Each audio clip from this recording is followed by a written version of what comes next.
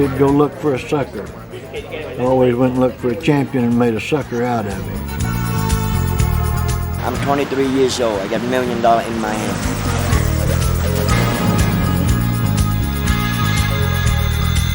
If you start thinking those guys gonna smoke you out, you shouldn't sit in the game. Nobody remembers second place. Look around in 20 years from now, see who's still here, and then you might know who the best player is.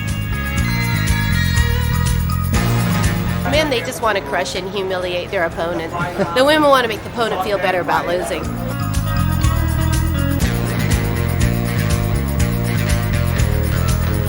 If there isn't a lot of money on the table, I wouldn't sit down.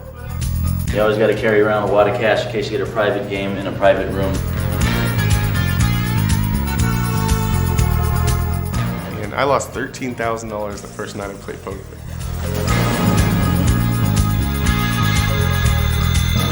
Nine people upstairs are gonna become millionaires.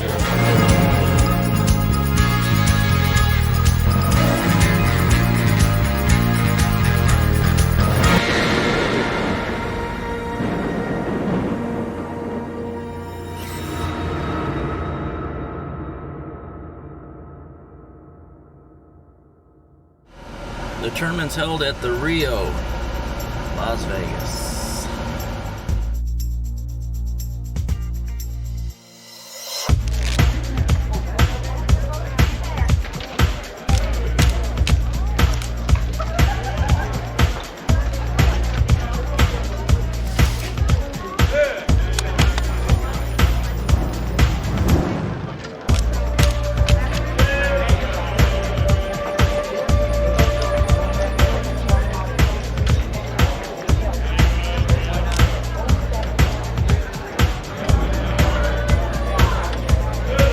Everybody's here this year.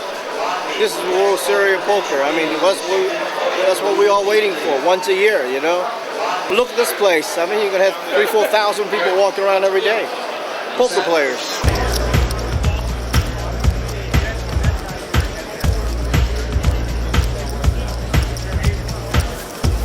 In this room, there's so many players.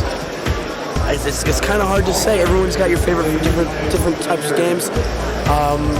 I guess, you know, you've got Johnny Chan with his 10th bracelet. Of course, Doyle was just inducted to the Hall of Fame yesterday. So I guess he's got to be everybody's favorite, right? I'm not really fans of anyone in particular, just the game. Yeah. Poker's the greatest game on earth. I mean, I think America's just now finding that out. I found it out 50 years ago. It's just a tremendous game, and it's a fun way to make a living, and that's what attracted me to it. I'm waiting for Johnny Chan's autograph. He's like the total icon of poker. Here's your chance. Oh, hang on. Thank you very much. How many sport event you can become an instant millionaire? All you gotta do is win one of the big tournaments. You're a millionaire. What sport event can you do that? I mean, if you want to get into the golf, you gotta be the PGA member for, I don't know, number of years. You gotta shoot a 68 or under 70. But in poker, you just put your 10,000 in, you win it, you become a millionaire. Simple as that. And how'd you get in? I paid $10,000 cash, man. Well, I saved up $1 for 10,000 days. I paid like all the other rich people. My manager thought I had a drug problem because I would feel like, can you get $9,999 out of my bank account and bring it over to my house in a plain brown envelope? She would be like, oh my God. Because you have to buy into the tournaments with cash. They don't take checks or credit cards. Yeah, I come to Vegas with a $20 bill, play the Circus at $1 and $3 limit. And look at me now. Never had to look back. Only the American way. This is the dream. American dream.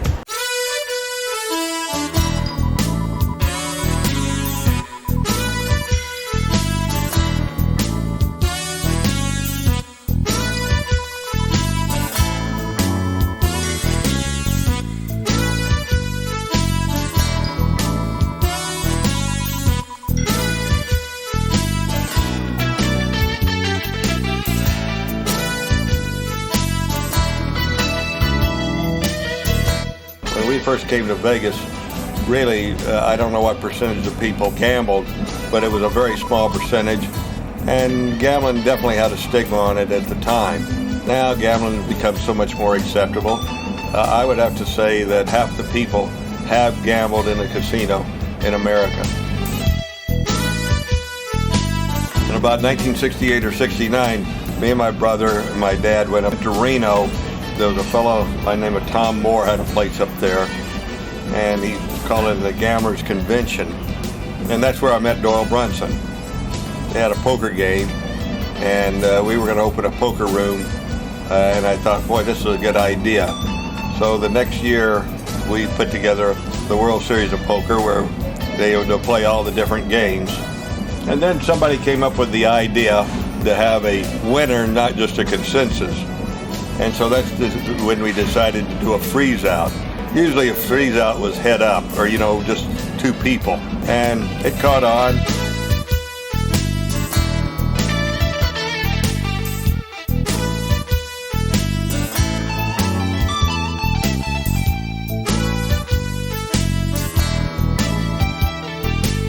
This is 1998. This picture can change. If they ask you like who won 2005, Scott England. I promise you, I'm gonna win this year. Where did you learn how to play poker? Learned how when I was a kid.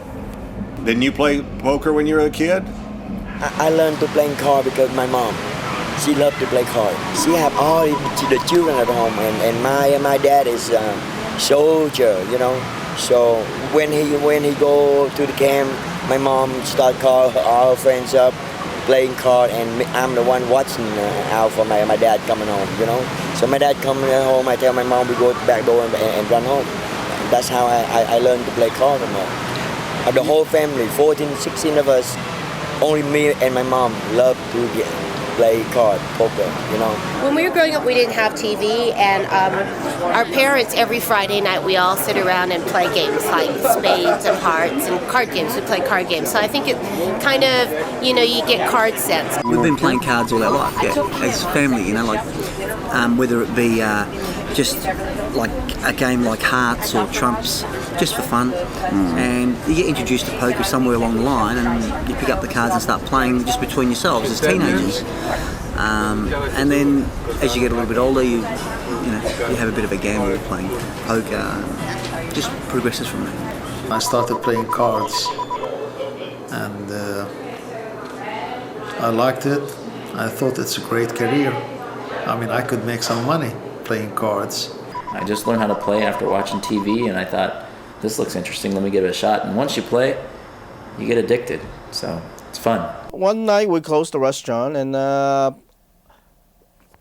it was early, around, I guess, about 10:30 at night, and all the boys says, let's play some poker. I said, I don't know how to play poker.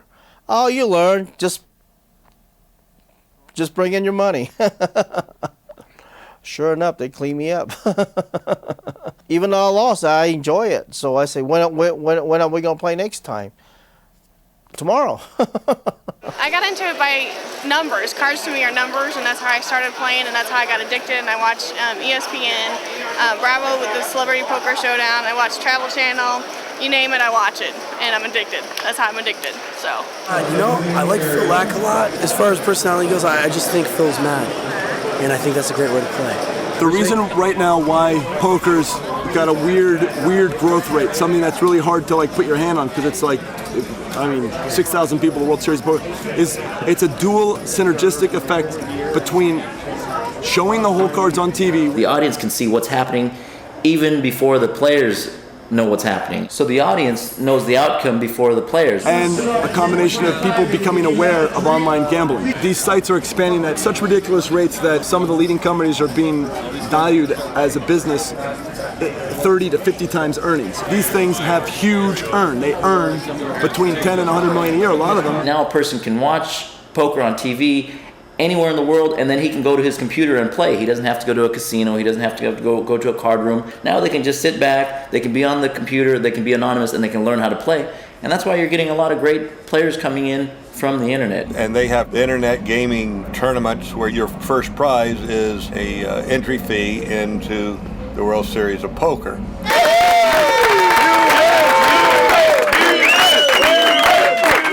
I got mine to a satellite, $11 investment.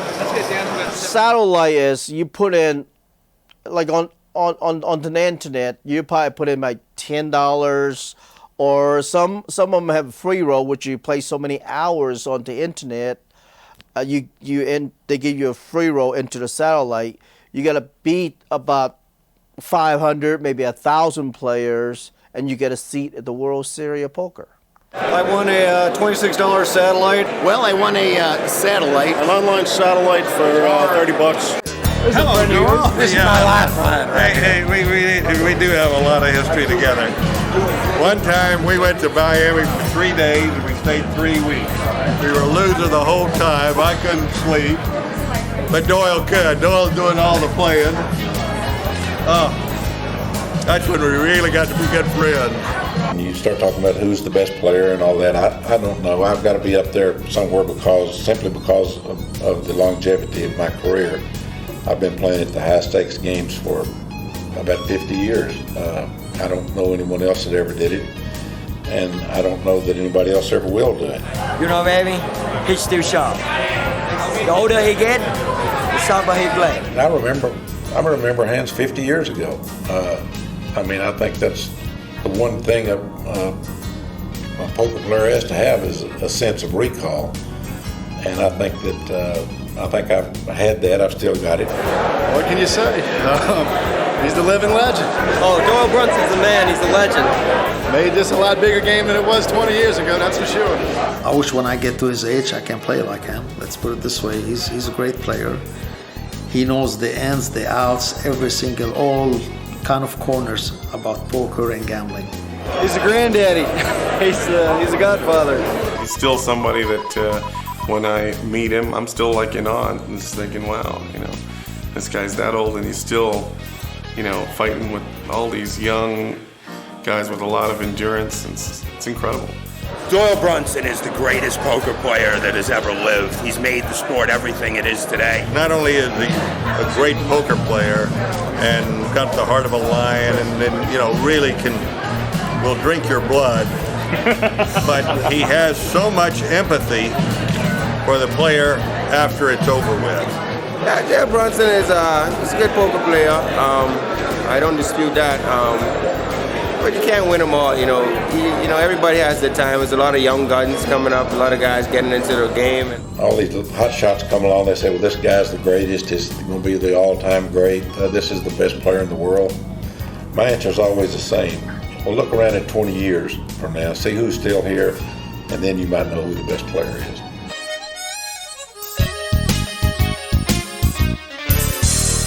Did you know 35 years ago that this would turn into what it's become today? Of course not. I wouldn't have let it go if I'd done that. It's the first year where the results of the World Series of Poker made the front page of the LA Times. It's always made its way in there somewhere, and maybe 5 years ago it was like a one-paragraph thing in the sports page, but this time it was front page. It's so crazy big now. If 6,000 people or so pony up $10K each, you're going to have a massive prize pool. You don't have 6,000 people showing up for the Kentucky Derby. Do you know what I'm saying?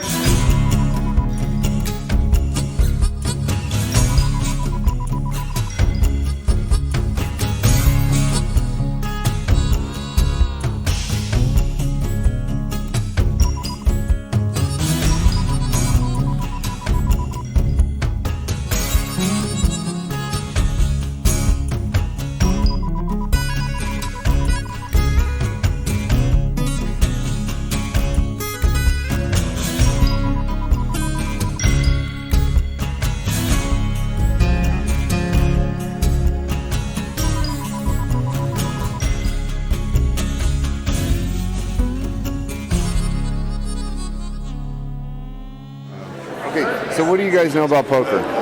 Not a lot. Absolutely not. Texas Hold'em is a poker game. You dealt 2 cards. 3 cards get turned over on the middle initially, then a turn card, 4th card, and a 5th card. First 3 cards are called the flop. The 4th card is called the turn.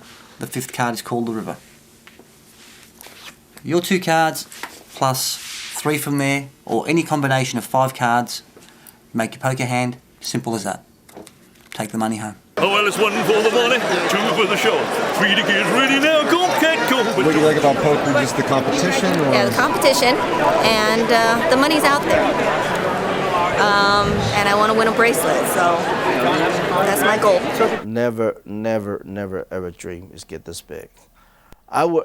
If I knew this could get this big, I would have had my 15 gold bracelet by now. I would have played every one of them the last 12 years. I didn't play because I didn't care for it, you know. It's not a big deal, but now having more bracelet is one of the topic. Who has the most bracelet? Oklahoma Johnny, winner of the 1980 Player of the Year Award at the World Series of Poker. It's the only one like this in the whole world. What's the most important thing in my life? Probably winning another World Series, the big one. So I'd be the only one have 10 gold bracelets. Would I rather have the money or the bracelet? You know, fortunately or unfortunately, you can't get one without the other. So that's a tough one. That's a tough one. This is my first World Series. I had the computer program, the Binion's World Series of Poker at home that I used to play all the time, and I won it about 7 times. So I had 7 virtual gold bracelets, and I was like, I'm going to go to Las Vegas and get me a real one. I'm sure there's some people that have $8 million that would love a bracelet, and I'm sure there's some bracelet winners that would love $8 million. So I'd take the $8 million bucks. Or no, I don't know. That's a tough one now. That's a tough one. That is a really tough one. That's a good question. I remember reading this thing in the Card Player magazine, and I was completely stunned. I realized, wow, I know so little about the people I live on this planet with. Nolan Doyle questioned people, which would you rather, the $5 million first place or the gold bracelet for the World Series of Poker? And like, I don't know, I thought it would be like 3% would say the bracelet, and it was something like 62% wanted the bracelet, and I was like, oh my God, I'm on the same planet as these people. You know, in acting, you don't get jewelry. When you win an Oscar, you can't hang it around your neck. When you win a tournament, you get a gold bracelet that you can wear everywhere. No disrespect to the bracelet, but if I got the bracelet and I had no one to give it to, like my mom or my girlfriend or something, I would probably melt it down for its value in gold and put it into the market, you know? I gave them all to my children, my grandchildren, my nephews, my nieces, my sister. Where do you keep your 9 bracelets, by the way? Where?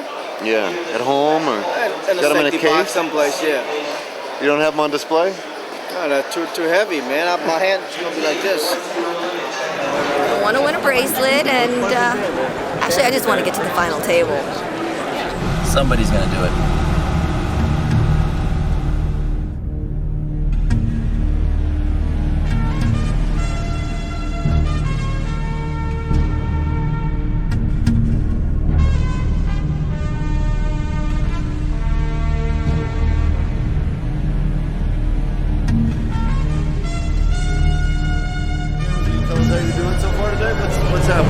I had a great start. What can I say? I flopped the first hand we played. I doubled my chips. Okay.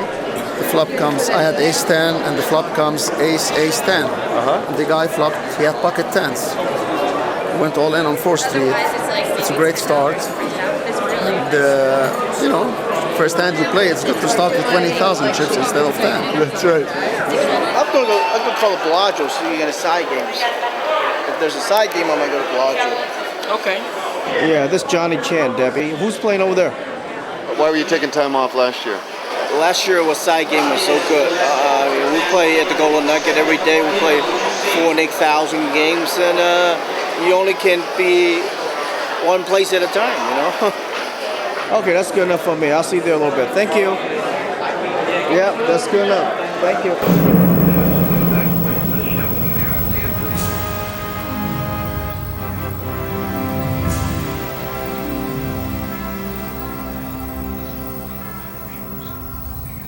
The biggest game in the world they playing over there right now with Doyle Brownson, Phil Ivey, Lyle Berman, Chow Jean, and Eli. So you just playing what you got in your pocket? Yeah.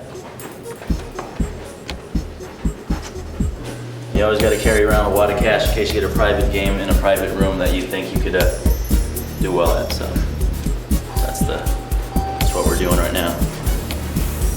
Just the three of you guys? Or? No, it's Randy, Bobby, and Tom. And Tom, are you playing? Or I'm just dealing right now. You're dealing? Yeah. Tom Franklin? Yeah. Oh, okay, great. What kind of money are you trading up there? Pretty good. Yeah? I got about 10,000 and shit. Yeah, that's good, man. I want to play. I don't know if I can, I don't know if I can beat these guys, but I want to play. What's going on, boys? We're all buddies, we're friends, we're hanging out, passing some time. Downstairs the game is Doyle Brunson, Johnny, and Phil Ivey. Okay, I've got a huge ego. I think that I'm maybe the 10th best player in the world. But there I'd be sitting down with at least 3 of the top 10 players in the world. Good chance I'm gonna lose. Wherever the action is, I'll be there, I promise you. So Johnny's on the quest for his 10th title, huh? His 10th title, man. Johnny Chan. This is what my hearing is that Johnny isn't necessarily like the guy who's going to win a ton of money anymore. Because why? People don't give him action? Either they don't give him action or he doesn't gamble it up long enough, it takes a little win, looking at it more as a job type of thing. Hey, let's go in and make 30,000, 50,000 or something like that. That's what I've heard. That's the way I look at it. I don't gamble it up really. I try to just win. For me, it's just about the net, the bottom line. I don't care if I score 100,000 or I'd rather score 20,000 a day and do it for, do it 15, 20 times a month. Right. That's good for me. I'd rather play in less tournaments and get a good win. Boys, turn them up and weep. I own the patent to Pai Gow Poker Jackpot, Pyramid Poker, 3-card poker second chance, fast action dice, pyramid I own card, the patent to fast action women. 3-card Pai Gow, 6-card and 7-card, and my newest game is called Trifecta Poker, just about to come out.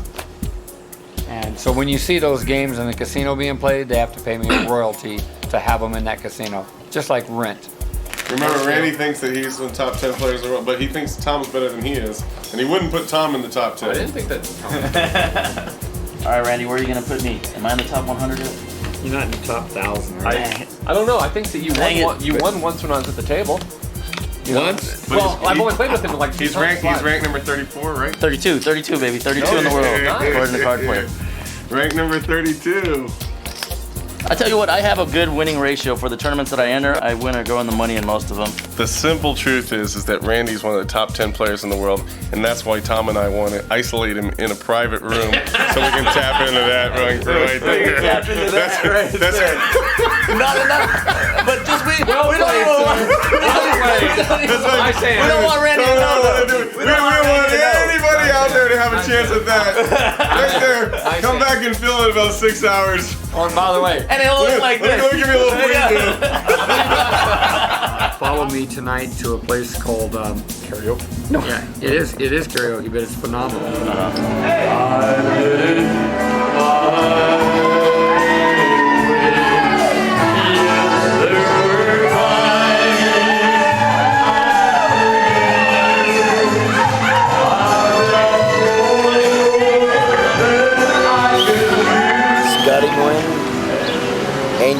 Nguyen, and I'm a professional poker player, and that's the only thing I know how to do.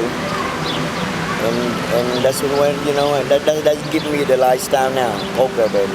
Give it all to me, beautiful home, beautiful children, family, car, luxury, It's like unbelievable, baby, UB stands for unbelievable.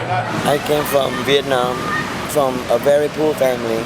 So around 9 years old, I run around on the street hustling, try to make more money to help my mom, And that's how I'm start playing poker. I play cards with friends the same age with me. It's like if I want book to go to school, I play cards with them. I want their book, I want their shoe, I want their clothes, so this way my mom don't have to buy things for me, Look, I need to be on TV before being gentle. All right. Before I come over here, the war is going on every day. You see dead people laying around. It's like, from here you hear boom. You go over there, you see body part, and it's like, Dead people, it was all around you, war every day, you know. And then and if you turn to like 11 or 12, they send you up to the mouth and train, you know. And like 100 of them go, 2 but come back. Everybody die.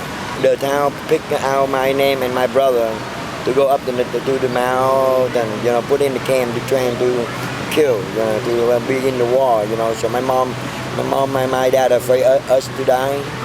So they sell almost everything in the house. Just get enough money for us to come here.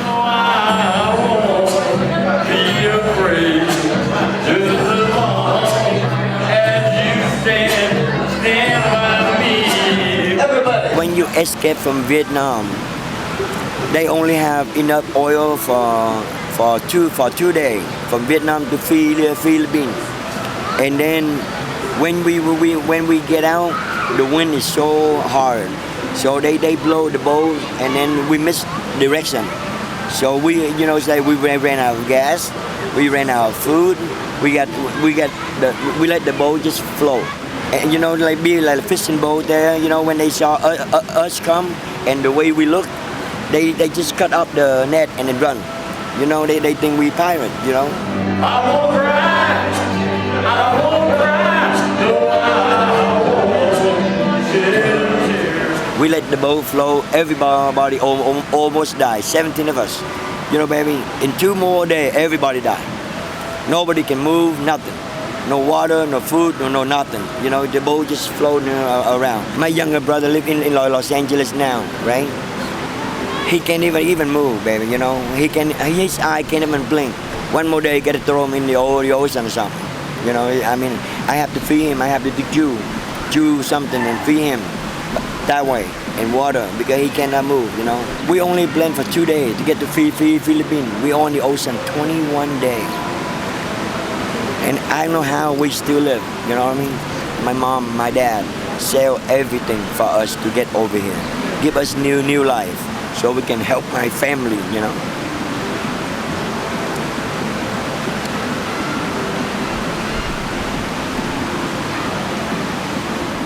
Baby, we're gonna go to the Harris. This is where I started. Harris it is. From busboy to a millionaire. You remember that? Right here, display. Will take good care of us. So let's go and have fun. Okay. Right? My first job here was the busboy at Harris Casino. One of the waiters said, like, Scotty, you're gonna keep me a busboy forever, you know. And I looked at them. I said, one day, I coming back. All you guys gonna kiss my ass. Everyone one of you, you know. And I quit my job. I started go poker school, and then, you know, people, they took them about like 9 weeks to graduate. Me, it's around 3 weeks because I was so fast learner. I'm very smooth with cards. And one day, some way, somehow, I know a friend at Bob Stubach. You know Bob Stubach, right? Now is they changed the name to Stratosphere. I can't say that name. Stratosphere. That's it.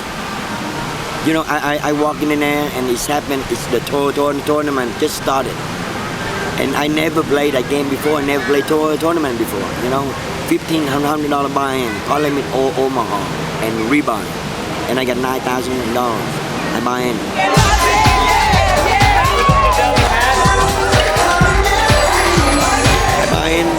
I lost, I buy in again. I lost, I buy in again. So I buy in 3 times. The next thing I know is 2 guys left, me and this old man. He looked at me like, you want to split it? I said, what? What do we split it? 80,000 each. I said, what?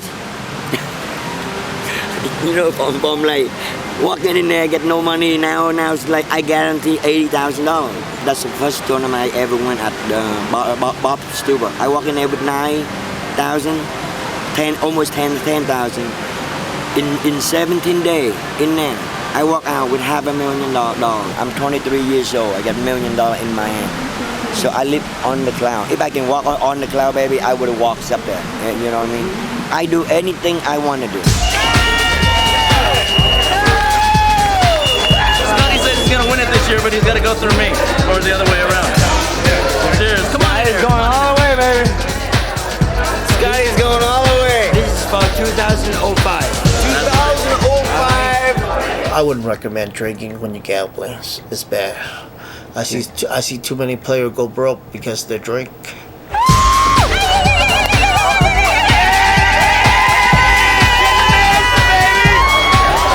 That's how we do it, right, Scotty?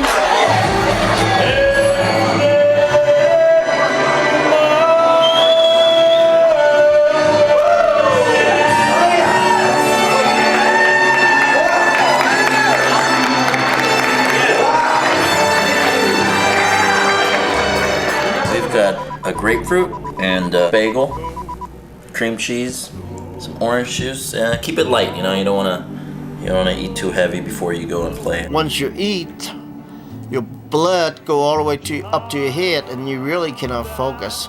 So if you get a tournament, try to not eat too much, which is hard to do because I love to eat. Hopefully my brain will be working. It's too early for any poker player to be getting up at 9:30. It's ready to pass out. A lot of rest. That's the most important thing for poker player. I stayed up a little late, drank a little bit. Without rest, I mean, you just don't play your best game. So I think rest is the most important thing for your body and mind. I think I just want to relax. There's 7 days. I just want to play a little conservative, play a little tight, and make it through the first day. When you play a poker tournament, you know, no average 8 hours, sometimes 12 hours. Depends how far you go. So when you do stretch like this, it helps a lot to help your back. You have to be confident. You have to feel that you're gonna win. I have just as good a shot as anybody else. God, I can't show a bluff. I can't show a bluff. The main thing in poker in these big tournaments is you have to avoid getting unlucky. You know, you have to win some races and you have to play good and you have to avoid getting unlucky. I mean, it's hard to do with 6,000 people, but you know, that's I think that's the main thing to winning a tournament is just to not get unlucky. You know. I think 65% skill, 35% luck. Again, it's if you're a good player, you know how to play. If you don't get unlucky, you can win. You can win the event. You know, if you play the right cards and your cards hold up, you can win the event. But you know, luck is a big factor. Luck is a big factor in this. Don't ask me any questions about luck. Okay. Next question. Over a short period of time, luck has a lot to do with poker playing. You look back to see the two guys that won the last 2 World Series of poker. I mean, they were both amateurs. They couldn't come and play poker with Johnny Chan, Chip Reese, Barry Greenstein, myself, Phil Ivey, Todd Brunson. They couldn't come play in that group and survive. I mean, we'd kill them. But over a week's time, there's so much luck in poker that anybody can win. Is it all luck? Yeah. Excuse me? We had 2,300 players in this tournament yesterday. There's 5 top pros at the final 9. I mean, there were only 100 top pros in the tournament. You tell me luck? What? Yeah, some player are luckier than the others. You look at the names, some of the names that are getting back in there all the time. I mean, these guys are top players. They're getting back there not because they're lucky, but because they're doing something right. And it can't be because they're catching great cards all the time. People are out there playing any 2 cards, they fall in love with it. And as it is, cards don't have a memory, so you cannot predict what's coming. Sometimes you have to play with feeling. There is luck involved in the game. Yeah, I've been lucky. I'll be lucky to win my 10th bracelet before Johnny because I'm a lucky guy. I'm lucky. Next question. Anybody can beat anybody on a given day. And if you think luck don't have a lot to do with that, you're sadly mistaken. You play for a year with the same group of players, the best player will probably win. Over 2, 3, 4 years, the best player will win. But over a period of 1 week, I mean, it's got to be 70-80% luck. So what about the 10th? Is this your year? Well, I'm very lucky because in poker, there's something that no one can explain. sometimes you're playing great poker and sometimes you aren't, and you can't control that. It's like a baseball player in a slump.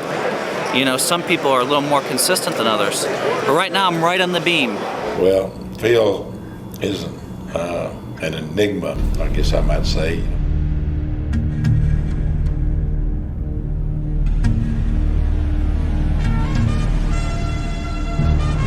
The interesting thing at this year's World Series of Poker is there's 3 of the best and top players in the world, Doyle Brunson, Johnny Chan, and Phil Hellmuth, who are all tied with 9 bracelets. I mean, that's never happened before, and they're all racing to get number 10. You know, that I think is a lot of people are watching that. I think that's going to be very exciting this year. Is the competition more intense between you and Hellmuth or you and Doyle for the 10th? Or is it a 3-way? It's a 3-way way. That doesn't matter. You have to beat all these people before you get another gold bracelet. So one of us is going to do it, hopefully. Johnny is just, I mean, my hat's off to him. He's one of the great ones, and you know, and I find him to be, you know, the toughest player that I've played against. And I think now we've faced off heads up 4 times. Whenever we make the same final table, I'm just playing to, you know, to win the tournament, but it doesn't seem like my strategy. Whenever I'm down there with great players, it seems like we end up heads up. I don't know why that is, but to me, the cash game shows the real player, and you know, Phil never did really get into the cash games. He's done really good in the tournaments. As I say, he may be the best. I don't say he's got 9 bracelets, and every one of them has been in Hold'em events. My 10 bracelets, I've got them scattered out in different stud, low ball, Omaha, and so forth. I think Johnny's got his also scattered out. Phil has all of his bracelets from Hold'em. Doyle has that killer instinct. He likes to win. He wants to win. So I respect that. Of course, he won his 10 gold bracelet. Like a couple of nights ago, we were playing poker together. Hellmuth was in the final, I don't know, 20 tables. And, and he says, man, that Hellmuth is... he was worried about Hellmuth getting a 10 gold bracelet, I think. So he's a little worried. To me, you know, if he won it yesterday, I might win it tomorrow. So no big deal. Chan and I mean, we have had a great battle. I have a lot of respect for him, and you know, I mean, tell Johnny Chan I'll race him to 20 bracelets. Johnny and I, we've been adversaries for I guess 20 years. Johnny's a tough player. He came up playing in the back rooms of Texas just like I did. Johnny's good at tournaments and he's good at cash games, so he's one of the premier players for sure. Who wants the most? I guess we all want it. You think Doyle wants the 10th as much as you? Of course. Same as Phil. Competition's pretty stiff. Poker players are competitive. I mean, we're gonna do our best. You know? Who's your favorite poker player? James Woods. Yeah, no, but it's Who's the best player in the world? You're looking at him. Oh, I'm sorry. You're looking at him. Here. The best player in the world is Johnny Chan, but don't tell Tom that. He'll go nuts. Phil Ivey. my favorite player, Chris Ferguson. Oh, get down. In my early days, you know, Doyle Brownson, Chip Reeves, Bobby Baldwin, Bobby Hubbs. Nowadays, you talk about Daniel Negreanu, Phil Ivey, Phil Hillman, Scotty Wynn, a lot of new face, young players. I never, you know, I never played with them before, and they're superstars. We're going for Brad. I'm so sorry if I butchered this name. Kadraki? Yeah. Hellmuth. A lot of people don't like him, but I do. Daniel Negreanu. What? Negreanu. Because he's hot and he plays good. Because he's hot? Uh-huh. For as big as it is, it's so wide open. Chris Moneymaker and Greg Raymer, they both came from the internet. They won satellites. They go on to win the World Series. And I think that makes everybody, including myself, everybody at home think, wow, if they can do it, they're an ordinary guy. I've got $20. I can go on the internet and play. And who knows, maybe I can win 2, 3, 4, 5 million at the World Series. Pistol Pete Campo. He's in action. Watch him in action. He's close up on him. Pete Campo, you never heard of him? It's odd. Really? Yes, we're all here to see Cowboy, and hopefully he'll do well. Bill Weaver. Yeah. Right.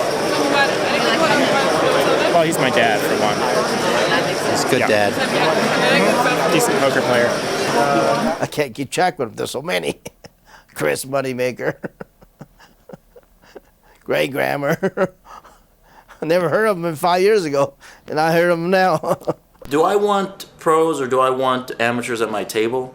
You know, typically, I guess people would say they want complete amateurs and you know, people that don't know what they're doing and don't play. But I don't know. You know, I mean, those are the most dangerous people because those are the guys that can get lucky on you. You know, they may do some just wacky things and get there and take your chips, you know, and not play the right way. I'm gonna play dark. I don't even gonna look at the cards. I just shuffle in everything I have and wait for my luck. Yes. You spot a sucker from across the room? You better. If not, you it. Here's the deal. The World Series of Poker had 45 events. 15 of them were televised. The number of entrants between a televised and a non-televised event was like a 3 or 4 to 1 ratio every time. So I'm not like chasing competition. So I didn't sign up for any of the events unless they were televised, because when they were televised, like the entrant rate would like swell to 3 or 4. And you'd have, I don't know what the politically right word to call them, but the fish, the yahoos, the donkeys, the people that are willing to just throw all their money into the pot with one pair or a draw or whatever. Like, these guys just come out of the woodwork for the televised events because so the equity becomes better to play in a tournament than a money game. I had Unabomber behind me. Missy, when Unabomber was behind me, I told him, I said, there's a new Unabomber in his house and his name's Johnny Rockets. You know, it happened to me when I play tournaments. A lot of people give me their chips.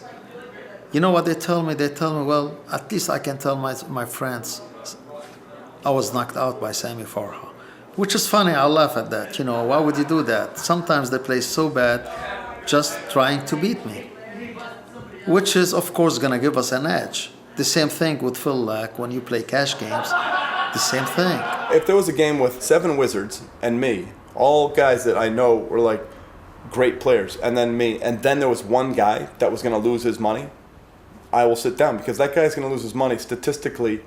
Let's suppose everyone had a power ranking of on a scale of 1 to 100, and I'm like an 85, and then maybe of the rest of the wizards there's an 80, there's a 90, there's a 92, there's an 87, there's an 83, whatever, and then the fish is like a 6. Okay, well, the fish is going to lose his money statistically, like in some curve proportionate to people's skill level on the whole, on the average. You can find it online.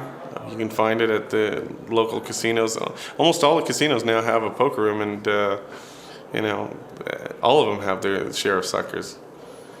There's a sucker born every few seconds. I mean, you walk in the poker room, if you're a good player or you're an average player, you can make a good, decent living. What are you going to have for dinner? Something light. Yeah. Maybe some fish. There's a lot of fish around here. Tough beat. River took me down, drowned. My sole goal here was not to make a fool out of myself, and thus far I've accomplished that.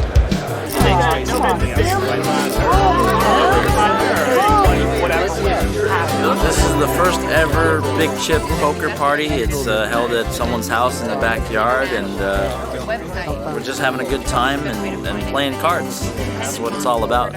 They're all friends and friends of friends, and this is a lot less stressful. A lot less stressful, a lot less pressure.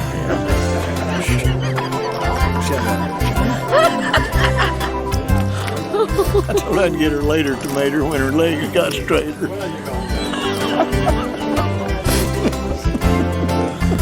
Slim was kind of the beginning of the public accepting poker. You know, when he won the World Series of Poker, he promoted himself very well. He handled the talk shows and everything. He went on a lot of talk shows, and that was the beginning of the respectability of poker playing. The only place I can hold my own is over there in the men's room. I mean, Slim was actually good for the poker because, let's face it, I mean, he has a colorful name, Amarillo Slim, and Slim had a lot of country cliches that he liked to throw out. Oh, I'm going to mount you, little Fanny. Don't worry. I'm going to call it. He had just enough swagger to him and everything. Couldn't nobody in the world beat me throwing the coin at a boot. There's nobody.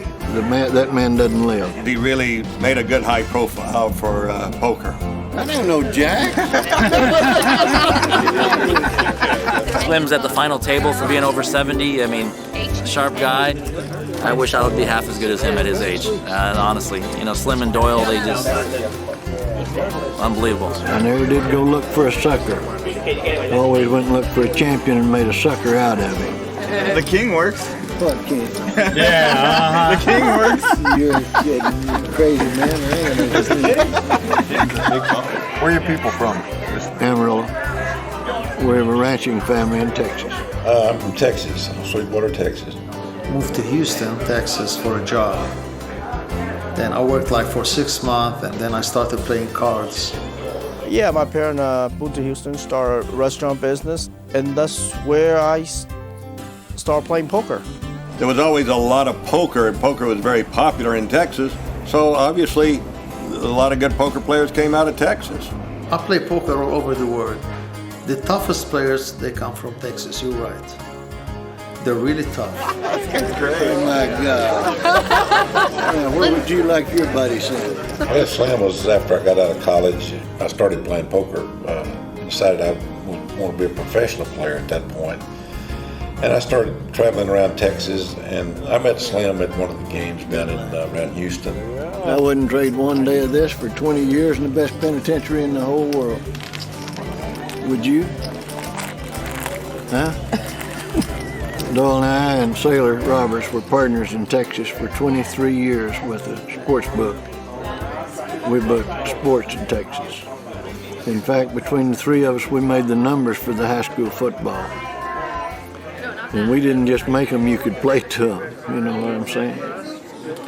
Then when Bobby Kennedy became the United States Attorney General and they made it a felony to transmit sports information across the state line, we pulled up.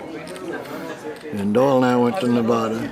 Well, back in those days, you were a second-class citizen if you played poker professionally. People looked down at you as some kind of a renegade to society, or they always thought you were involved in something that was illegal. I mean, poker playing itself was illegal in most of the states, but people always had the impression that you were some kind of a gangster or something because you were a gambler. See, in my youth,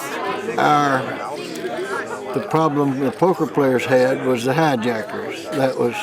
We'd get hijacked every month as a general rule. I can only imagine this. I mean, Amarillo Slim, he once got hogtied and put in a bathtub or like crazy stuff. In Texas, we'd playing in a private home or something. We always had a lot of security, but people have a way of getting around security. I mean, I can only imagine what Doyle Brunson and their crew had to deal with back in the day when they would have to find the game, then they'd have to beat the game, then they'd have to collect, and then after they did all that stuff, they would have to somehow manage to squirrel away without getting mugged or have the police come or whatever. Now you just go into a casino, there's security, there's eyes in the sky, there's a cage, there's a box to put your money, everything's safe, everything's tidy, it's like a whole different universe. Nobody could have dreamed that poker would become as popular as it has.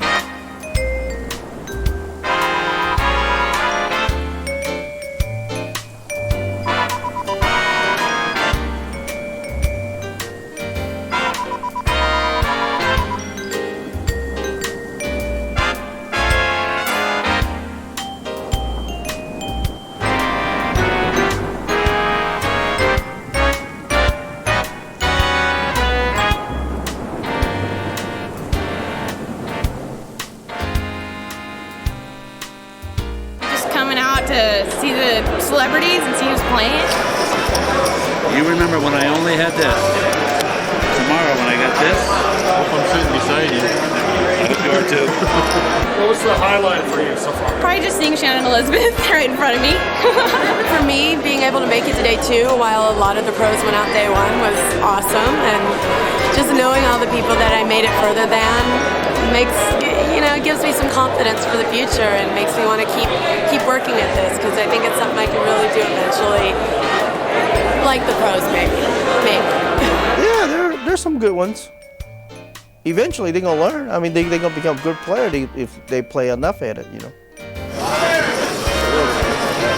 I root for the girls. You root for the girls? Yeah. Nice. Who's my favorite? I have to go with the women. Annie Duke. It's really sweet. Women want everything to be all right. Like they're like, oh, I'm so sorry. You should have won. You had the better hand. No, you did. Oh well, you know. There's a lot of that going on. Whereas men, they just want to crush and humiliate their opponent. The women want to make the opponent feel better about losing. Well, I've been playing poker since I could walk, talk, and chew gum. And it was one of my theories that the only place I could take a man's money and never have to do anything for it was at a poker table. I play poker for a living, and I grew up in Las Vegas, and I used to deal poker, and then one thing led to another. When I, at the time, was married and I was pregnant, and it was a pastime while I was pregnant, and that's what got me into it. Well, a lot of times they show me their cards. We're easily distracted by gender. They do underestimate me sometimes, yes, because I'm a woman. But once they get to play with me, then no. Sometimes they'll say, you know, I think you should lay it down. I have aces. I'm like, okay. That happens. Well, they're trying to play, I'll show you mine and you show me yours. Yes. I never show mine unless I get paid. I'm surprised at how few women there actually are. I thought it would be at least 10%, but I haven't been on a table with any others yet. So we'll see. Maybe today there'll be all the women. There's so much money out there. I mean, there's poker games everywhere. Why would you want to play for fun? I mean, you go down there and pick up your whatever you need, and you know, every day's a Christmas in the poker room. I've never been doing it for the money. I never thought I'd make any money at poker. My manager is all like annoyed because I just got offered a television series, and I was like, yes, but I have to go to London for the London Open. He's like, Jennifer, what's more important to you, poker or acting? And I was like, can I get back to you on that? Chris Ferguson, who's like great at cards, said, oh yeah, I don't play cash games because they're not challenging enough. And I was like, huh? He's like, yeah, I like to play tournaments because that's where the best players end up, and I really want to. I'm like, wow, we're in gambling for different reasons. It's still a lot of fun. No, it's a blast. I want to go to where the money is easiest to take. Poker's a passion. It's not a job, you know. I just love to play. I love the challenge of playing poker. I consider it as a business. It's entertainment. It's a job. I mean, I make a pretty good living out of it, and I enjoy it. You got to enjoy what you do. Tell you how to play great Hold'em? I charge $50,000 a day for that. Next question. Before you see the poker game, you should handicap yourself. You think you're 2-1 favor, or you're 6-5, or you're maybe even money. You gotta think how many players good as you, or how many players maybe better than you, and you see, oh, I can beat those guys. I'm okay. I can handle this in this game. Every time I play a tournament, I expect to lose aces versus kings in the first hand, because that way I'm prepared mentally for anything else is a cakewalk. If you are like mentally prepared to just it's going to be over in one hand. You get that out of the way, then you just play your best, and it's amazing how, first of all, it's not impossible. If you know what you're doing, it's not impossible. You always watch each player, how they play their hands, either they're bluffing or when they hit the nuts. So you memorize how they play. So whenever you run into that player, you kind of know how they play. Every little bit information helps. To be a good player, you have to watch every player how he plays. If you like his style, you learn something from him. And then you learn from the bad players also at the same time. If you see this guy played this hand so bad, you don't want to repeat the same play he did. You have to play against good players to learn. If you keep playing against bad players, you might beat the guys, but you're not going to be a great player. If you want to be one of the best, you got to jump in and play with the best and take your beatings, and then you're going to learn. You know, you're going to improve. In my personal style, I'm an aggressive player, which means that I enter a lot of pots, I raise a lot of pots. But watching and learning from the guys who've been around for a while and who've got the results on the board, you take bits and pieces in from all of them and try and accommodate, like change your style, or not change, but add to your style positive bits and pieces from them. And I did that for sure. Top players would just not give up any of the secrets. It took forever for a new player to learn. Now, a player can pick up a book and learn, pretty much how to beat most games. Sometimes it's just what you say to them, and you might want them to call and you act like you don't, or vice versa. Use some reverse psychology here and there. If the game's about even, I almost feel like if it's even close, I'm going to find a way to win because I'll be able to get in my opponent's head, psychologically. Cards are going to come, they're going to go your way and they're going to go against you. But when the cards go against you, it seems like, how can this happen? And I'm the first person to make sure and point that out sometimes just to make them feel like everything's not going their way.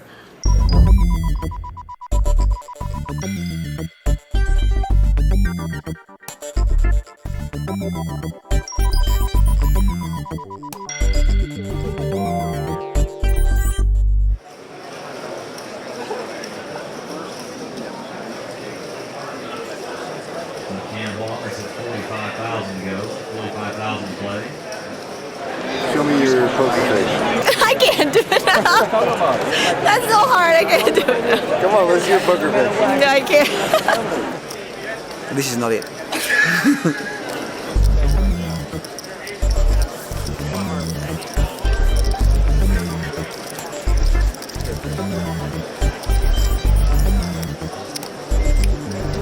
I just try to stare at the board and I don't move and try not to give anything away.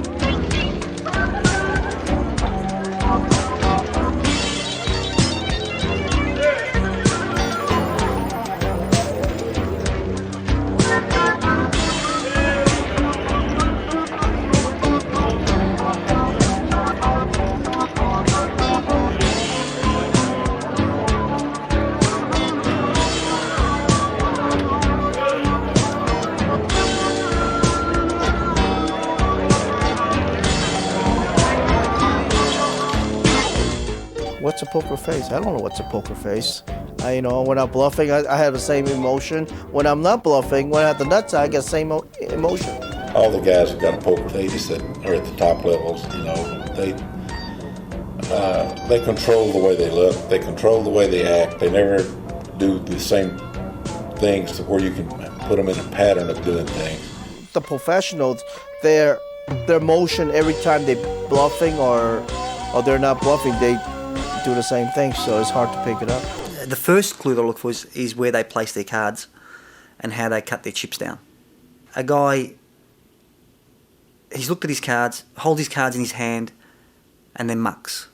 Then 2 hands later, looks at his cards, puts his cards down and puts chips on top of his cards. Tells you he's going to play the hand. Or he splashes the chips into the pot. When he's bluffing, he might cut them down evenly and then move them into the pot when he's got a real hand. Oh, it's a hard way to make an easy living, isn't it? Huh? I think you'll see the old-time players looking. I think some of these kids, they might not want the confrontation, but I think the old-timers, they'll take a look at you and see what's happening. Body posture. Is he sitting up tight to the table and in your face, or is he laying back and relaxed and doesn't care? His breathing patterns. His eyes, are they wandering? Are they looking straight at you? The best way is not to talk. Once you start talking, you really give your hands away. So either you're bluffing or not bluffing, not to say anything, A lot of players, like you making a bet at me, and I sometimes ask you a question, why would you bet so much? Or why are you only betting that much, And you start talking and you start giving your hands away too. So I think most of it ends up being instinctive with poker players. You're not sitting there and looking, oh, he's done this, he's done that. You look at it and then your subconscious instinctively tells you what's going on. if poker players listen to their gut, they'd be right 95% of the time. Every time I second guess myself, I'm usually wrong. So, a lot of very successful internet players are not successful live game players, and vice versa. Sometimes these guys come into the poker room and they think that they'll be able to beat the game in the poker room the same way that they can online, and the games are very different. Online there are tells also, mostly by the speed in which they might bet, or the amount of their bet. It's a little bit different than live game. A lot of it's math driven, a lot of it's non-weighted gaming theory. There's a lot of cool stuff. I can't just say, oh, you bluff when your opponent checks, because that's definitely not the answer. And bluff when you don't have a hand, that's not the answer either. There's a lot of things that come into play. And I have a special nickname for Phil Luck. I call him Gut Shot. Phil Luck, wow. On several occasions I've called Phil with the best hand. I just sensed that he was bluffing. I got a read on him, and several times he's caught the very few outer, 3 or 4 outer. One time he pushed all in over the top, $10,000. It was like $2,000 or $3,000 pot, and he bet $10,000. And I called him in a heartbeat, and he had a gut shot straight draw and caught the gut shot. And so ever since then, his nickname for me is Gut Shot.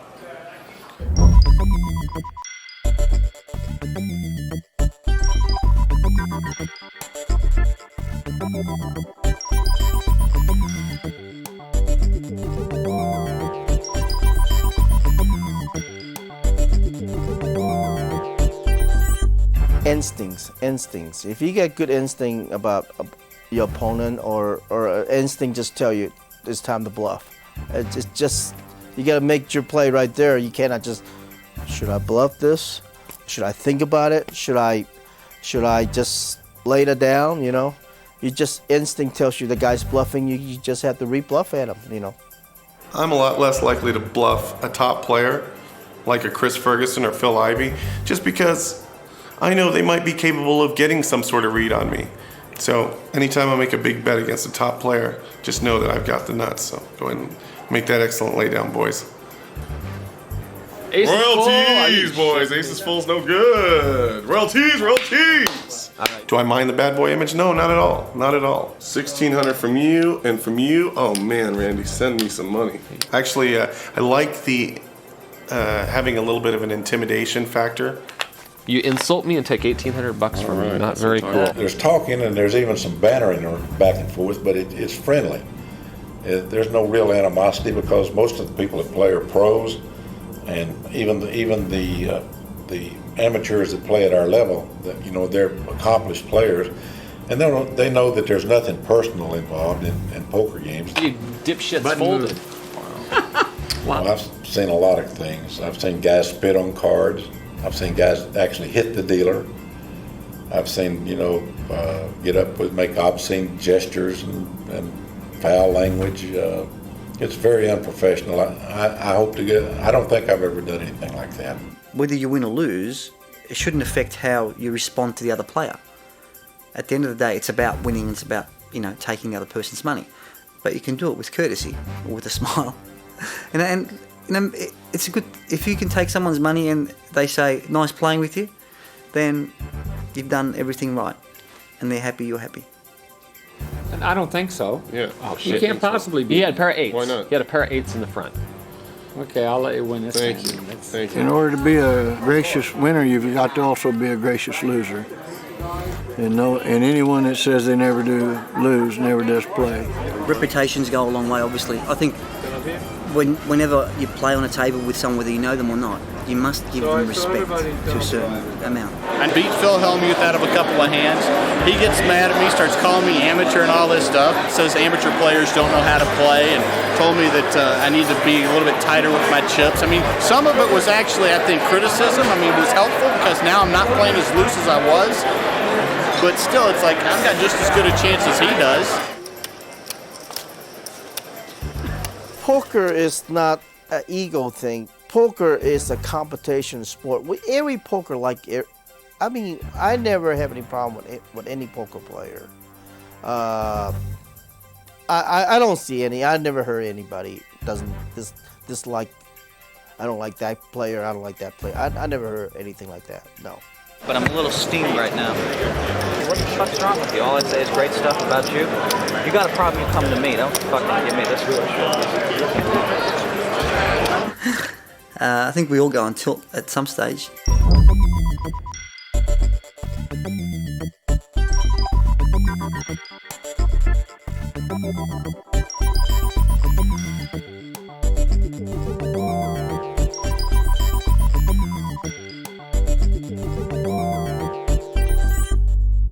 Tilt is reacting badly after you've had a bad beat, or something has happened to you on the table, and you start playing poorly, playing hands that you shouldn't play. And usually a tilted player will play more aggressively with the wrong hands, and then he goes on more tilt because he ends up getting busted. One of the things that I'm doing a much better job at today than I did before is, as soon as I feel like everybody thinks I'm giving a lot of action, I may just switch gears and tighten up and try and do it without them noticing it. A great player can change his gears very quickly and very abruptly, so players can't follow what he's doing. 1 minute he's raising with aces, next minute he's raising with 7-3. If you want to play poker, you got to learn the basic of poker. Money management, know when to quit, know when to play, and just don't play over your head. Simple 4 things. If you follow those 4 rules, you just can't go wrong. Ultimately in gambling, if your passion is playing well, the results follow.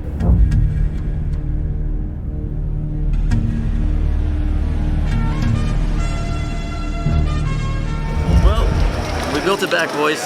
We're halfway dead. I think we got some movement in the toe. Oh, I'm on a short stack, but I've got them right where I want them. I actually started out very well in the beginning of the day, and then I got involved in this one hand where I had a full house, and I actually should have been eliminated. The guy definitely had the best full house.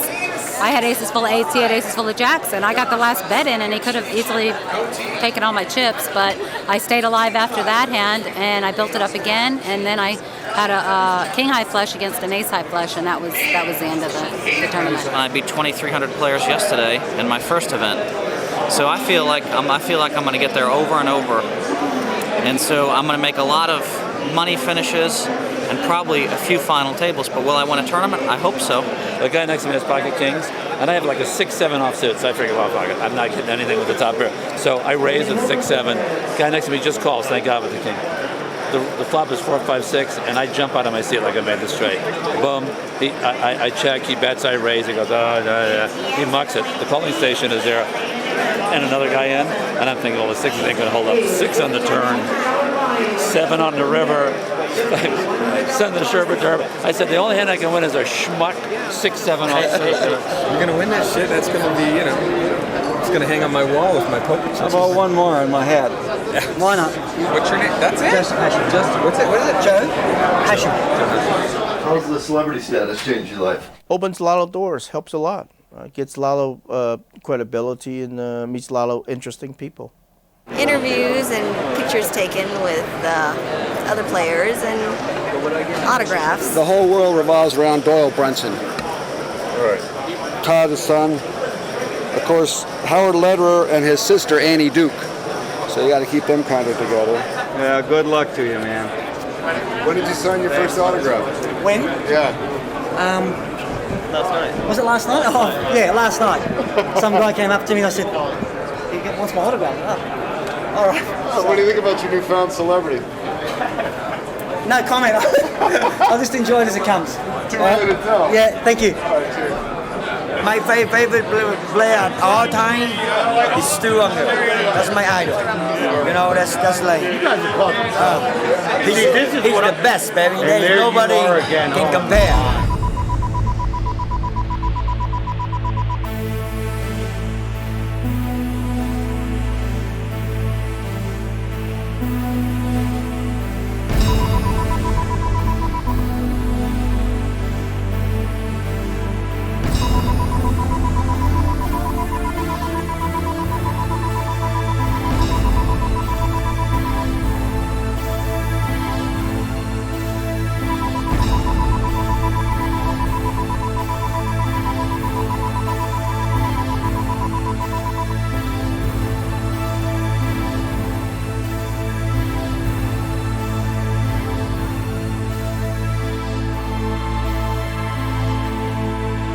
like in a movie, baby, you know.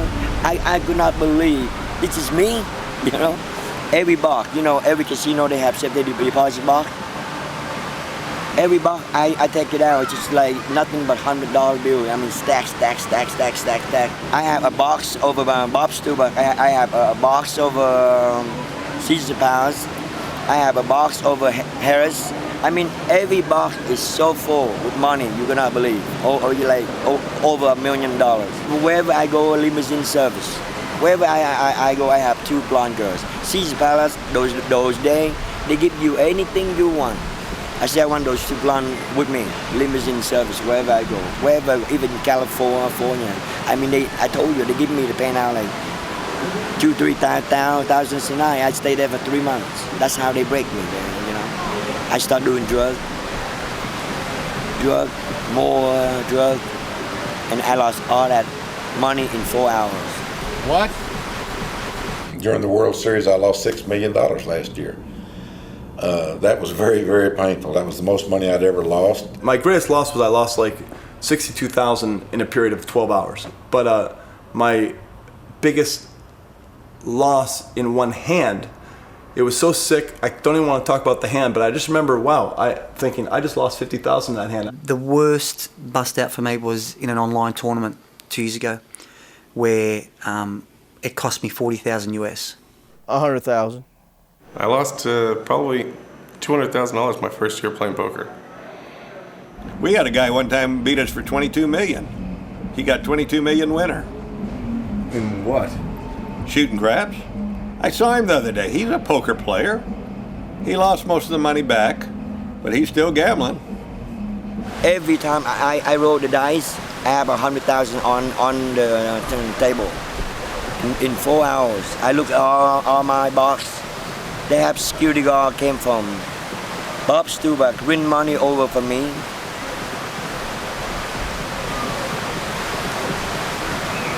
Gambling is just like liquor. I mean, what percentage of the people drink liquor? And they enjoy it, and they have fun, and everything. But there's a certain percentage that, for whatever reason, can't handle it. I was on drugs so bad, I don't even know. And then when I open all the box, baby, it's nothing left. So I go upstairs in my penthouse. I take all, you know, I almost kill myself up there, you know. And I do so much drug, I thought I'm gonna die that day.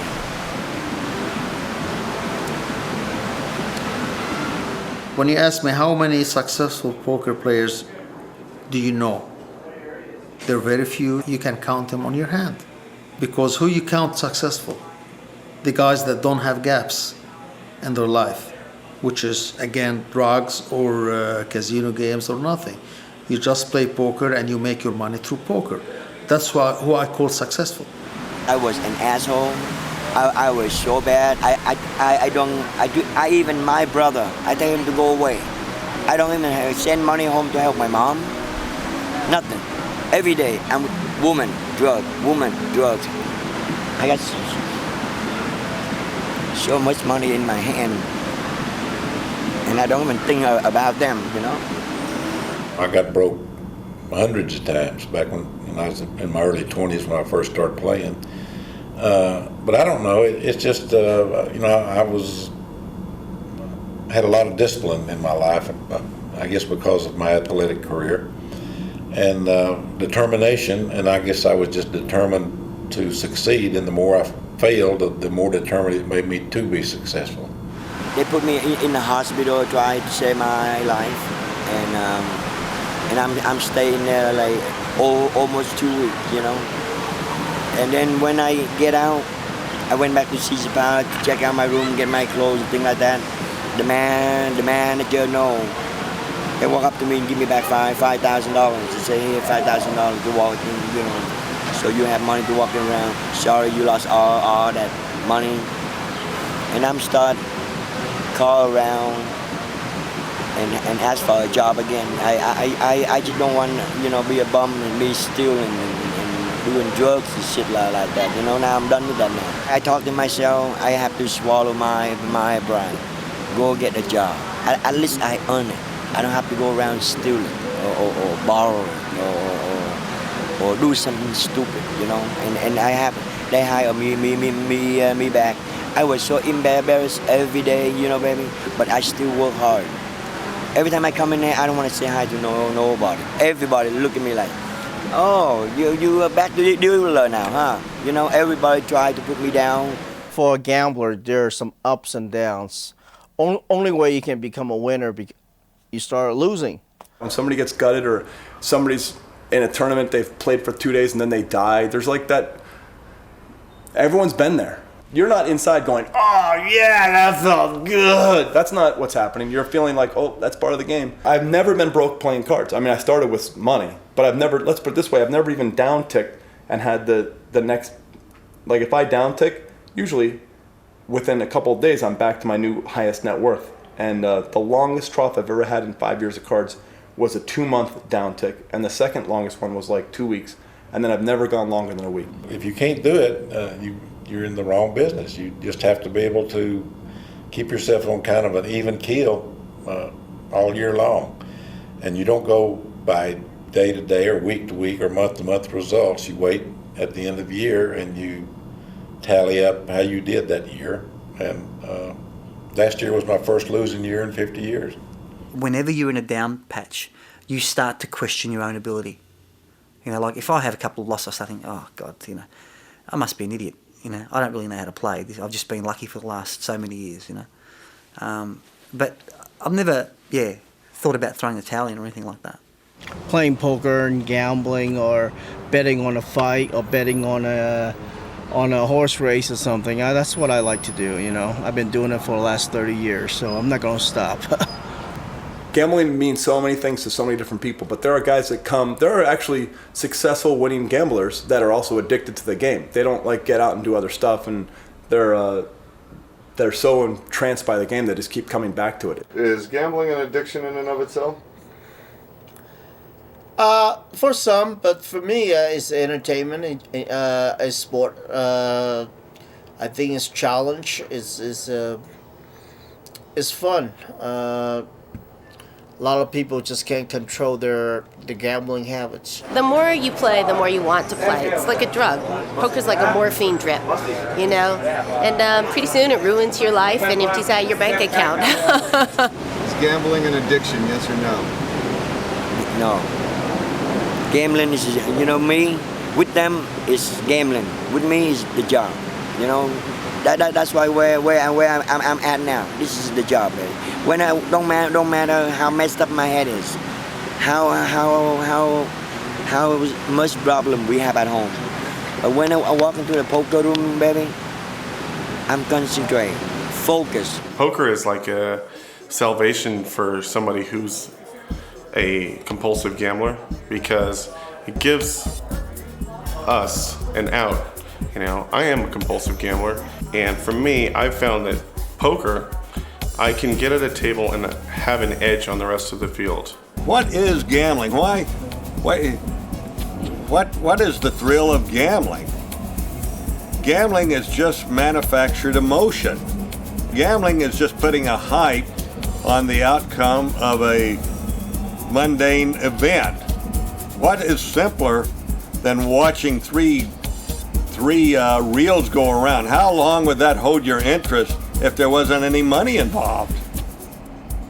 So by having that anticipation of that now becomes an important event to you, and it brings you pleasure.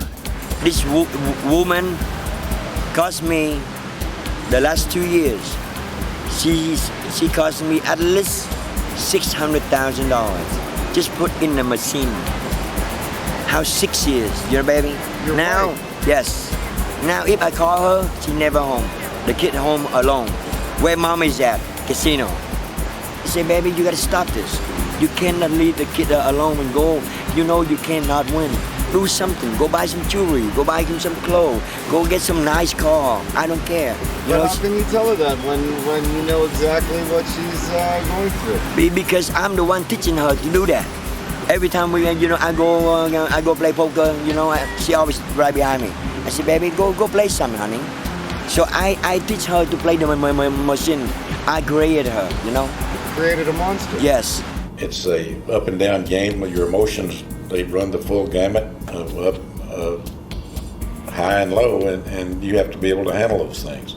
In the Wild West days, gambling and drinking and brothels all were considered a vice.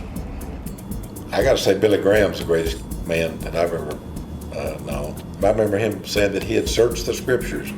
He said he can't find anything in there that says that gambling is wrong. I would say that today there's probably still 30% of the people that are adamantly against gambling. Is gambling good for society? Poker, yes. Gamblers almost fall into two categories. Those that really have no morals, that are no ethics at all, and those that are very highly ethical because you're dealing in cash and you're dealing in such a way that your word is your bond. It may be a different set of morals, but their ethics are for the most part, very, very high. When you tell the truth, you don't have to wonder what you said. So that's what happened to a lot of poker players. They beat the poker game and they bet on sports and blow the bankroll and they're on the rails. That's why you got so many tournament players. They're broke. They're looking for somebody put them in the tournament. Money management is the whole key. Yeah, you shouldn't lose more than 10% of your bankroll in a session. What's a bankroll? A bankroll is how much money you can afford to lose. You should set a bankroll on how much money is for poker. Let's say $100, okay? So put $100 on the side, take $10, go out there and play. That's your limit. Well, that's what he says. That's not what he's done in his life, and neither have I. I mean, many times I put all the money I had in the world on the table to play with. Is that right? Many times. Money management is the most important thing for a gambler. I don't care who you are. If you overplay your bankroll, you're in trouble. I don't have a formula. If the game is good, I play in it. I'm not one of the kind of guys that try to manage their money and set limitations on their wins and their losses and so forth. You don't follow that rule. That's like you said earlier. You might borrow, you might selling your house, selling your cars. Hockey your jewelry, go to credit card, borrow from your friends, family, relatives, whatever you try to get your hands on money. That's something I've never done. I've never bought one thing that I haven't paid for. I think that's been one of the reasons I've been successful. I've never had myself in any financial trouble where I had bills and everything coming due. If I can't pay for it, I don't buy it. The advice is simple, really. Play your A game. Whenever you can, and don't get involved beyond your means. Learn how to quit the game. That's the most important thing. To be a poker player, a lot of players I see they just go off the bankrolls in one single night. So learn when to quit and learn when to play. If I don't think I can beat that game or I'm just running bad, I just quit. Tomorrow's another day.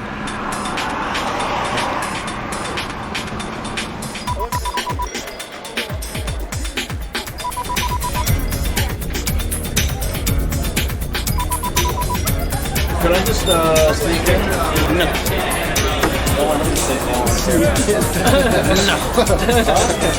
No. Just want to sneak. Just want to peek in. Maybe next year. How long are you willing to stand in line? As long as it takes. That's what she says. Couple more minutes. About 2 hours. You're almost at the end of the line. How does that feel? See him on TV. 18. Down to 2 tables now.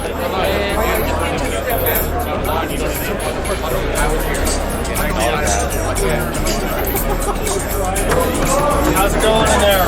All right. Where you at? excited. I'm at a really good table. Lots of excitement. Lots of all-in moves. It's going pretty well. My whole life was on the line, wasn't it? So. We got 5.9 million in chips, and we're redrawn. We got 18 players left. I don't know what the chip lead is. I'm over 2 million. I think 2.5. 6.4 or 6.5 thereabouts million. Just in case you're wondering. Nice number, isn't it? Yeah, nice. That's why I'm smiling, I suppose. Ivy just got busted out.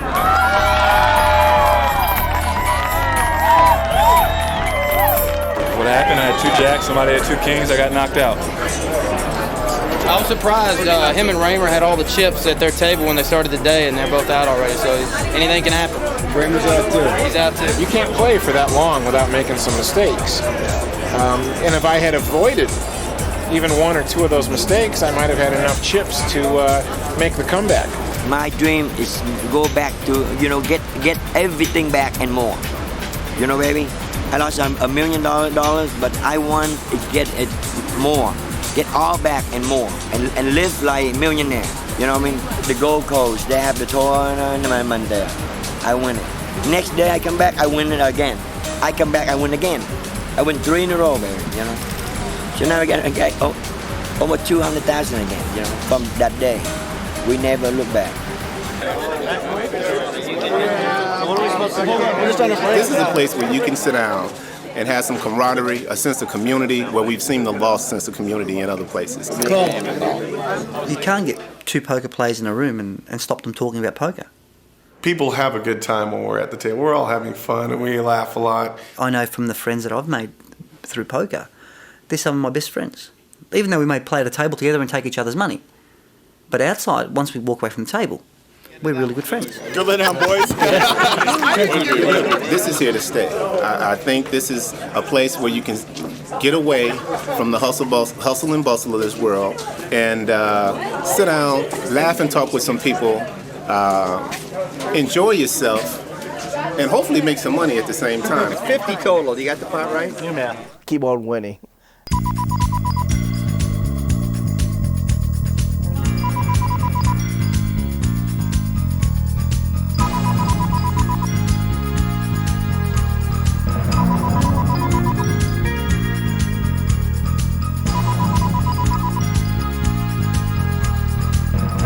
Feet above us, 9 people upstairs sitting around the table all trying to win $7.5 million to whatever.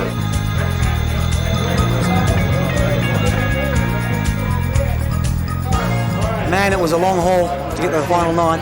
I'm here to play, so I'm not here to just squeak into the money. I think it was I want to win this thing.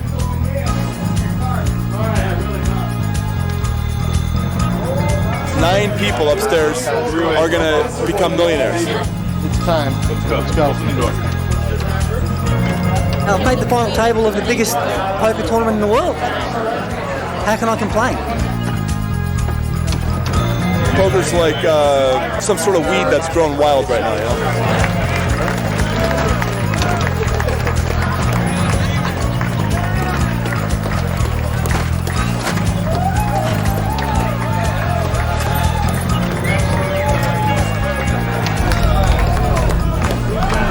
Now, for the moment the entire poker world has been waiting for.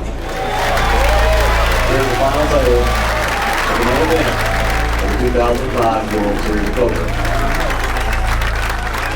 Starting the final table in seat number 1 from Melbourne, Australia, Mr. Joseph Pasham.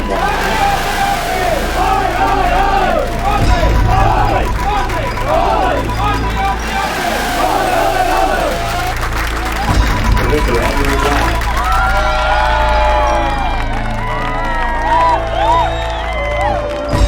Mr. Tex Clark.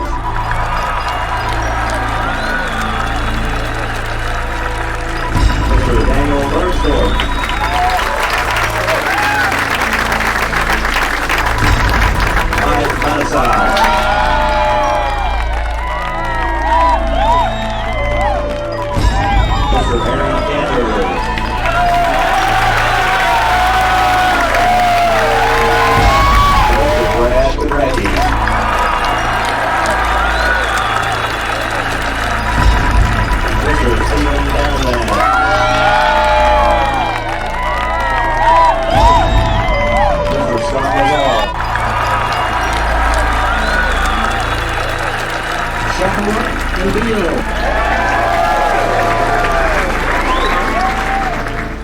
What's the most money you've ever won in one hand? In one hand, a couple $100,000. I won a $100,000 pot. I won $158K. I've had lots of hands where I won, several $100,000. I've had a lot of $1 million days, nights at the poker table. I never count that. I never look at the pots. I'll just grab the chips. It was a thrill winning this last, the 10th bracelet that I just won. It was very exhilarating. I never thought I would win a gold bracelet. It was on my list, but I figured if it ever happened, it would be about 30, 40 years from now. In your entire career, what's been the most satisfying win for you of all? Winning 1987 World Series of Poker, the big one. So that was most exciting. You get to put your picture on the wall. Finally. So worst case scenario today is what? First. How's that, all right? Huh? That's worst case scenario. I never seen this guy before, so I don't know how he plays. At the end of the day, we're all human. We all make mistakes. The great players make the least mistakes. He said he does it for a living, but I never seen his face before. Nobody remembers second place. We'll find out how good he is, I guess, in the future.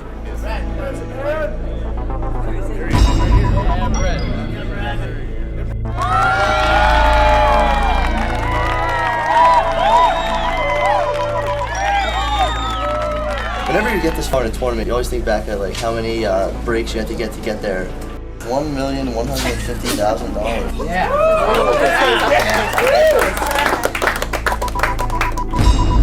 So you have some fans over here? My family's here. They're my fans. So she's home, looking after the 4 children. Oh, okay. And who's this in the Aussie flag over here? That's one of my best buddies. One of my strongest supporters.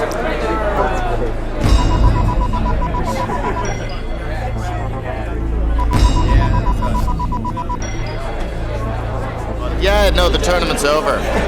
I won it. It only took a couple of minutes. I was really surprised. Everyone went all in, and I had deuce 7 offsuit, and it came deuce 7, and that was it. It's amazing. It's the shortest final ever in the World Series of Poker. I think it's going to shock the world. Final 5.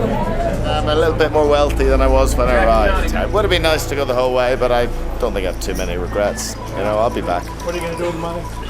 I don't know, I might buy a new bike. That was the last hand at this level. We're going to take a 15-minute break, and we'll see you back at 15. I can't believe your composure. What do you mean you can't believe my composure? Well, you just look so relaxed. You wouldn't know you're playing for millions. I'm not. I'm playing for a bracelet.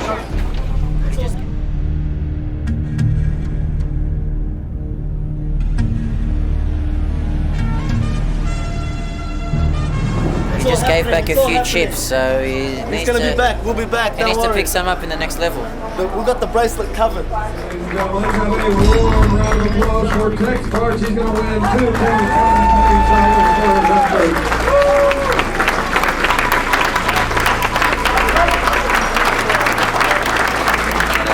Just like any game or any sport, when you draw from a bigger pool, you're going to get a lot of talented players. It's getting boring. It's getting boring? Are you hanging in there? I'm bored to death. I'd rather be fishing.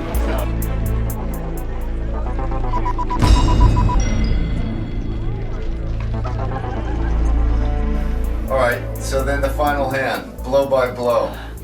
I look down, I've got 7-3 offsuit, which isn't a great hand by any standard. And to put it into perspective, I had 36 million and Dedeman had 20 million. So we've got a lot of chips. So you can afford to gamble a little bit.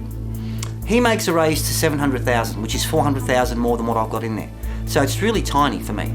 So I call and decide, well, if I hit a flop, this may be the hand that I can get rid of him and bust him out of the tournament and I'll win the championship here and now. If it's not, it's cost me 400,000, I muck the hand and we move on to the next hand. The flop comes 4-5-6 and I took a double take. Lucky I was wearing sunglasses, otherwise Steve would have seen my eyes come out of my head and pop back in. You know, and then I had to quickly react and start thinking about, okay, now how am I going to get all his money? History on that final table told me that every time that he was raised, he moved all in. So I thought, beautiful. I'll check it to him, let him put a bet in, and I'll raise him. So when he bet 700,000, I made it 2 million. And he thought for a second and just called me. Now that worried me because I thought, what's he got? He's never just called, he's always moved all in. This time he didn't go all in. So it took me a few seconds to work out what hand he had. I decided he had ace something. All I know is that he wanted to see the next card before he pushed his money in. So the next card comes an ace. Now I'm really happy. Now I'm thinking, he's definitely got an ace, and I have to, how am I going to get the rest of his money now? On the flop, I check raised him. On the turn, I decided I'm going to bet into him and get him to raise me. And then getting pot committed, I'll move all in, he'll call. Exactly what happened. I bet 2 million to a 6 million pot. He said raise and counts out $5 million. I say to him, how much do you have left? And as he was doing it, I go, stop. Like that with my hand. I go, I'm all in. And he just called instantly. Meanwhile, I was going, oh my God, what's happened here? Because we couldn't see the cards. All we could see was the flop that comes on the big screen. And my cousin Billy's telling me he's hit a set. He's got something. He's probably got pocket fives or pocket sixes, and he's got trips. Thinking, no, I don't think so. No, there's no way. He's got something better than that. So he's not going to risk all his chips. When he called my all in and I stood up, they don't know what I've got. So I've walked around the table to them, and I walk past and I go, I flopped a straight. Now they were relieved. Oh, he flopped a straight. Ah! They started screaming. That plan was in place for 10 hours. I was waiting. I did it on purpose to try and throw him off guard so he wouldn't think too much about what he was doing. And it worked. You baited him? Yeah, I baited him in, and it worked. And he called. And the river card was a 4. We're going to have a new champion here. Now I have a bracelet. 2005